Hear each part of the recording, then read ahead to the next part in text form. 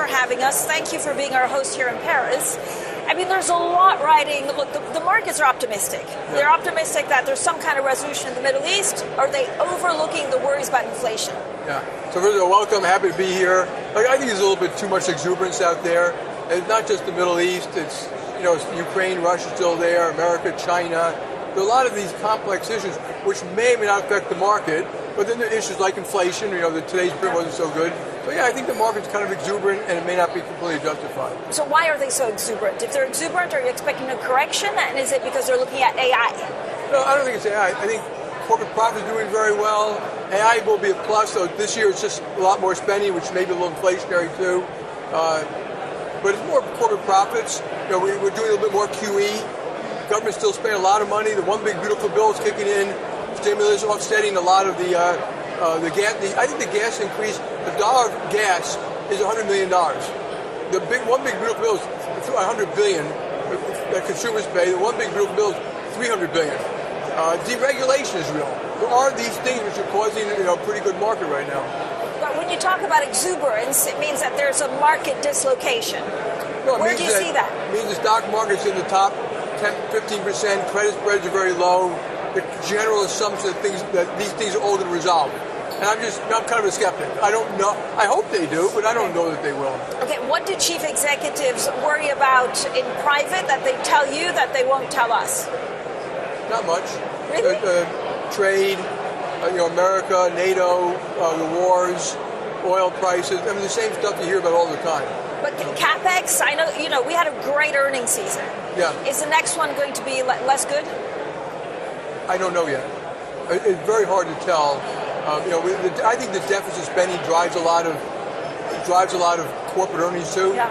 So and drives a lot of capex. And will capex create productivity before it creates inflation? I don't know that. I think one of the risks is inflation. I've always thought that. Right. And so. But also, how do you think of oil, and how do you think about what's happening in the Middle East? If this lasts 3 weeks, 4 weeks, even like 2 months, are we going to be in trouble? It's a big deal, and every day it gets a little bit worse. I don't know how it's going to be resolved. I hope it gets resolved in the interest of the United States and against the Iranian regime, not the Iranian people. But I don't know. But I read something today that was very interesting, that China reduced their demand by 5 million barrels a day. America increases exports by 3 million barrels a day. That 8 million is made up for a lot of what was lost, and which is maybe why it hasn't been as severe as people think. On the other hand, inventories are coming down. Gas wells may have to be closed and stuff like that. So it gets a little more serious every day. That day that it becomes a disaster has been pushed out quite further than we thought at the beginning. Do you worry about the U.S. consumer? Are you seeing signs of stress anywhere? I think the upper end, the top 50%, lots of money, jobs, wages going up, home prices going up, stock prices going up. They're spending like they should. Like they're buying, they're traveling. The bottom 30% is, I'm going to say, it's struggling a little bit. It's not a massive downturn, and of course we'd like to help them, but their wages have not gone up. But more important than that, they still have jobs, and they don't have too much debt. They still have jobs, and that, at the end of the day, what's going to drive consumer spending, consumer sentiment, that part of corporate profits will be jobs. What do you worry about? I know there's also the president is meeting with President Xi tomorrow in Beijing. I mean, does that have implications for the trajectory of America? Look, I don't know, but I would suspect they'll come up with that'll be a friendly meeting with some positives from both sides. I don't think China's going to give in to any major demands. I don't think we're going to make major demands. We both have a lot of common interests. Anti-terrorism, anti-nuclear proliferation. China is feeling its oats. Now you have to deal with President Trump, so we'll see how it turns out. Okay, you had an amazing trading, results. The trading was amazing in the last quarter. Yeah. How's it going now? Well, I can't comment on that. But, from the last time Troy spoke publicly, it was fine so far, but I can't give you other information than that. So. Give me a sense. When you guys can see every day, volumes are high. Yeah, and when volumes are high, all things being equal, it will be good for trading. But you're part of it. I mean, it's you think it's going okay because it depends on the kind of trading that you put, right? You benefit. Trading is going to be very good. Talk to me about AI. Yeah. So I don't know whether you've also played around with Mythos. What did you see? Yeah. So AI, big picture AI is going to cure cancers and reduce work weeks, and kids will live longer, and planes will be safer, cars will be safer, and less people die, and you'll have new drugs. It's going to be good, we've been using it now for 13 years. It does an amazing job in various different things. So we're going to deploy it to help our customers. There are two attributes that people worry about. One is mythos. It's legitimate that this is so powerful and covers a lot of vulnerabilities, and we're all trying to figure out how to deal with it, not just for ourselves, but with all of our friends. Big banks, small banks, telecom, the government's on top of it. But a lot of the work will be done by enterprise. They don't have the ability to do a lot of that. So I think, Scott Bessett's running it for banks, and I assume they've done it for other people elsewhere. So we're all getting our hands around it. It is risky. Everyone, and we actually publish, and people should look at this, like a list of what you can do now. Don't wait to get mythos, because everyone's going to get it at one point, but you can't give it to everyone. If they can't handle it, or if it gets leaked out, it can be used by bad guys before we've protected open source code and all our code. And so we need a little work to do to get it done right. And the other one is this job disruption where, that may be true. We should get prepared for it. We should be breathless. And that to me is, how do you create skills and reskilling? There will be a lot of jobs. And AI, cyber, advanced manufacturing, the trades, and then we should make sure locally, and this is like between government and business kind of collaboration, that we are prepared if it happens too much. Stop talking about it. Have a plan. But my thoughts, does it change the way that banks have to defend themselves? Are you thinking about cybersecurity differently? No, banks have always been top of the heap in terms of cybersecurity. I wrote about in my chairman's letter, cyber is our biggest risk, made worse by AI, and that was before mythos. So this does make it more dangerous. That's why banks are really working this thing right now. And all of us, and together. We're collaborating. We're not like arguing with each other.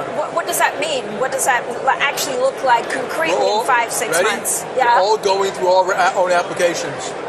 With mythos, patching them up. We're all going through open source code. A lot of flaws in open source code. We don't need to all fix the same open source code. If you fix one, I can fix the other. Collaboration. Trying to figure out how to form utilities to help third parties.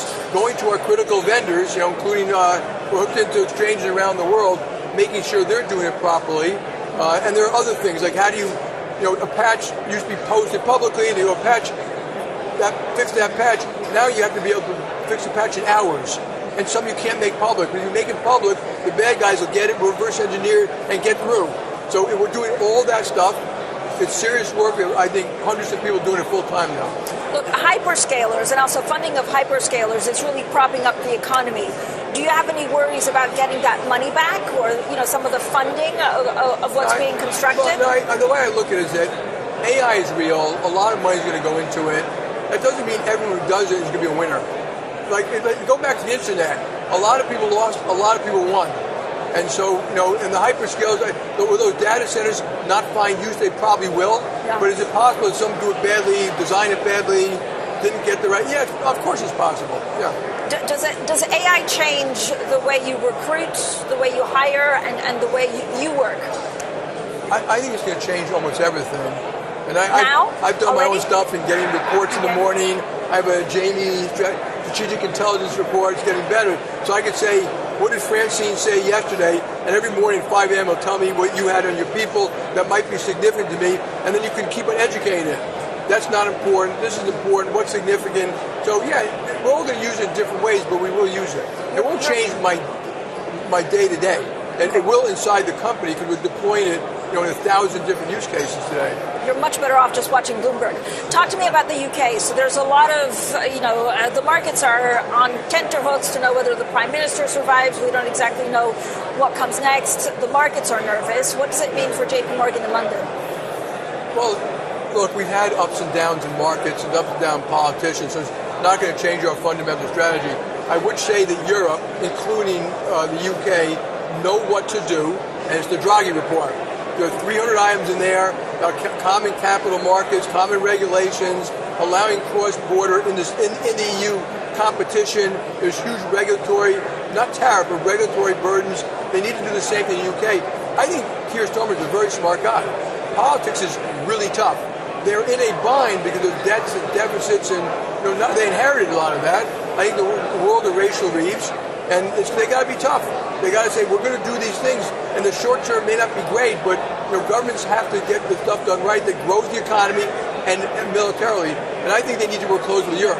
And if you remember, Keir Starmer and President Macron, they were going to work closer. Not reversing Brexit, but military alliances, intelligence alliances, making sure the economies have economic relations good for both the continent and good for Europe, good for the UK. You're building a big mega project in Canary Wharf that everyone is quite excited about. Does this potential politically instability actually change your view on everything, or do you see costs going up? Or are you worried about taxation? Not political instability, but if they become hostile to banks again, yes.